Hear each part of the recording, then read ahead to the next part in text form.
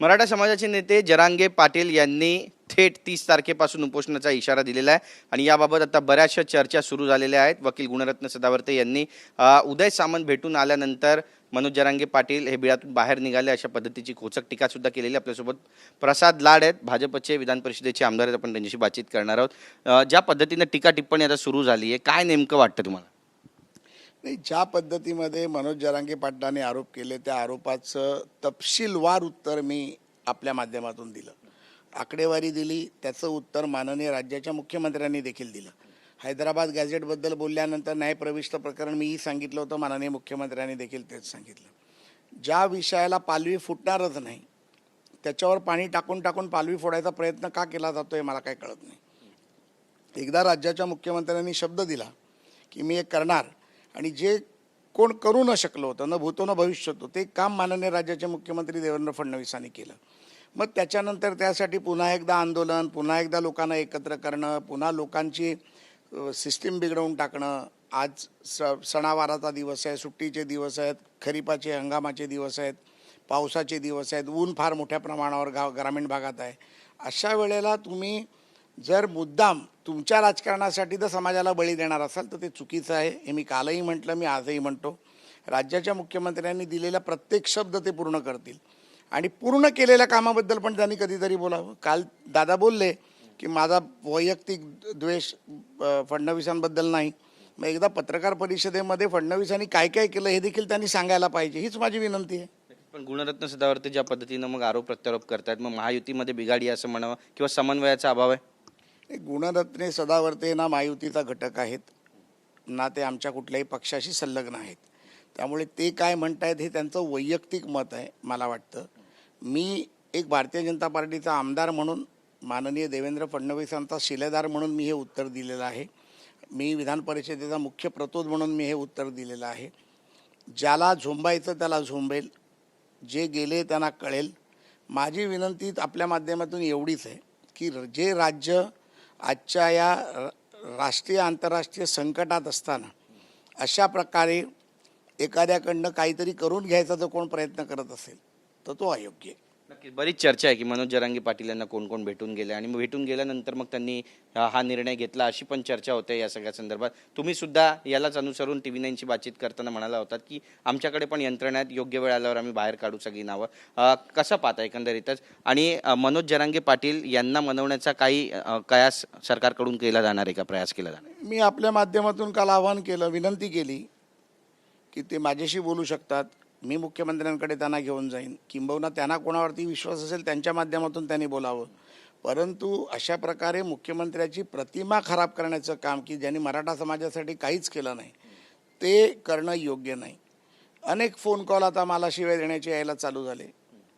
हा रुटीन उद्योग आहे त्यांचा। आम्ही अशा भीक घालत नाही अशा फोन बिनला। आम्ही मुंबईत राहिलो, मुंबईत लहानाचे मोठे झालो, परळ लालबागमध्ये मोठे झालो। आम्ही असे घाबरून राजकारण करत नाही। परंतु माझं म्हणणं आहे की आपला समाज आहे, आपल्या समाजाला तुम्ही काय न्याय मिळाला आणि काय न्याय मिळाला नाही याचं एकदा डिबेट तर करा ना, की हैदराबाद गॅजेटची सत्य परिस्थिती काय, ते कुठे अडकलं, न्यायप्रविष्ट असताना पण मुख्यमंत्र्यांनी कशी मदत केली, सारथीमधनं काय मिळालं, राजश्री शाहू महाराजांच्या योजनेतून काय मिळालं, अण्णासाहेब पाटील महामंडळातून काय मिळालं, हॉस्टेलची परिस्थिती काय, किती विद्यार्थ्यांना हॉस्टेलचे पैसे मिळत आहेत, गावागावामध्ये किती हॉस्टेल झाले, किती जिल्ह्यामध्ये हॉस्टेल झाले, हे सत्य तुम्ही सांगत नाही। नाही झालं ते तुम्ही सांगताय, मग झालं ते पण सांगा ना। मनोज जरांगेबद्दल जेव्हा जेव्हा तुम्ही भाष्य करता तेव्हा तेव्हा तुम्हाला धमक्यांचे फोन येतात, मागच्या वेळी पण आले होते, पुन्हा धमक्यांचे फोन यायला सुरुवात? मी आजच सकाळी माननीय मुंबईचे पोलीस आयुक्त देवेन भारती साहेबांची भेट घेतली। आलेल्या धमक्यांच्या फोनच्या बाबतीत देखील डिटेल मी त्यांना दिलं, कारण ती एक प्रोसिजर आहे। घाबरलो म्हणून दिलं असं नाही आहे, इट्स अ प्रोसिजर। कोणी जिवे मारण्याची धमकी दिली तर त्याबद्दलचं माननीय शहराच्या पोलीस आयुक्तांना ते कळवलं पाहिजे।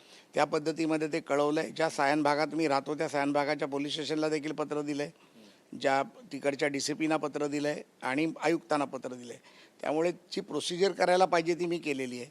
परंतु अशा पद्धतीमध्ये कोणीतरी फोन करावा आणि धमकी द्यावी एवढे का आम्ही घाबरत नाही। हम जैसे को तैसा मिला तो क्या मजा आया, मागचे अनेक वर्ष आम्ही लढतो आणि आम्ही लढत राहू।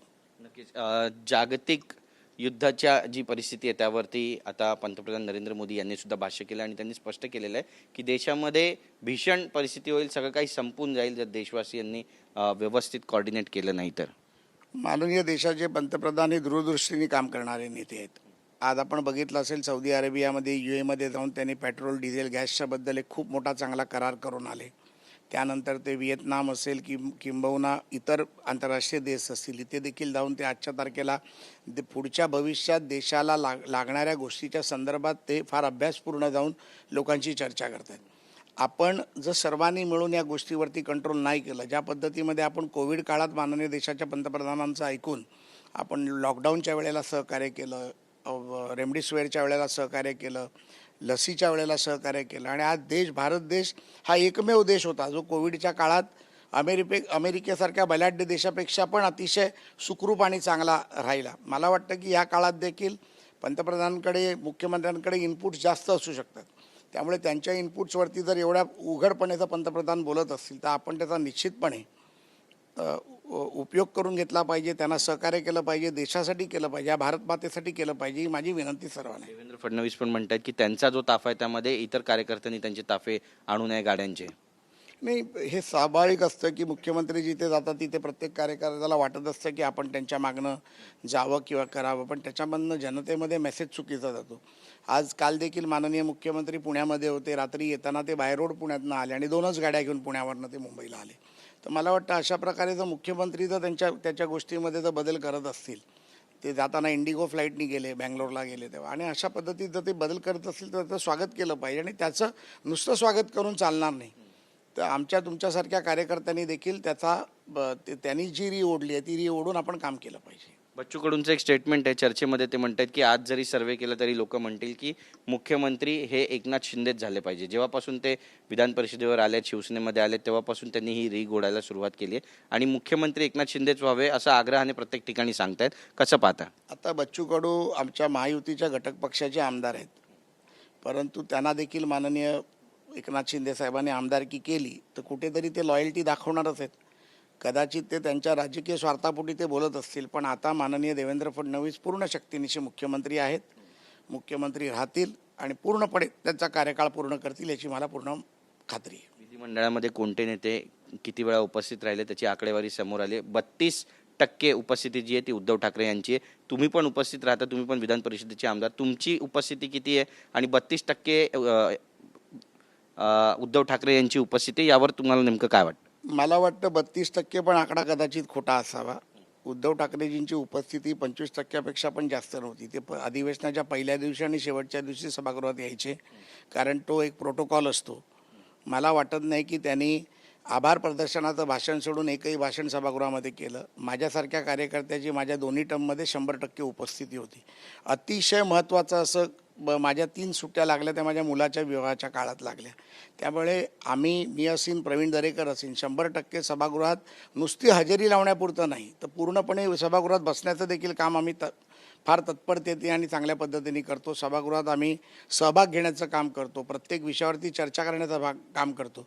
ज्या ताकदीने आम्हाला भारतीय जनता पार्टी आणि त्याच्या नेतृत्वाने मुख्यमंत्र्यांनी सभागृहात पाठवलं आहे जनतेचे प्रश्न सोडवण्यासाठी, ते सोडवले जर आम्ही तिथे नाही शकलो, आम्ही जर तिथे बसून जर आम्ही जनतेचा आवाज मांडू नाही शकलो तर मग त्या सभागृहात पाठवण्याचा अर्थच काय राहिला.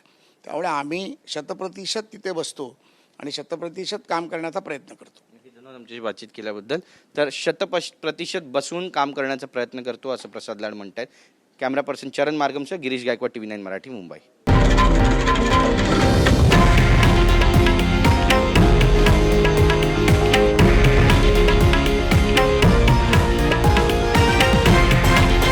हे आहे देशातील नंबर 1 न्यूज नेटवर्क आणि आपण पाहत आहात TV9 मराठी, एकमेव.